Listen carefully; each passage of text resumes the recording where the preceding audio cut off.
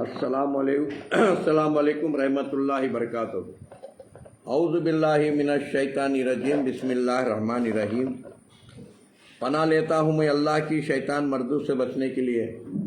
شروع کرتا ہوں اس اللہ کے نام سے جو رحمان اور رحیم ہے۔ بھائیوں، دوستوں، بزرگوں، نوجوان ساتھیوں، پیارے ماں بہنوں، یہ اخروٹ اتنی بہترین دوا ہے اور غذا بھی ہے۔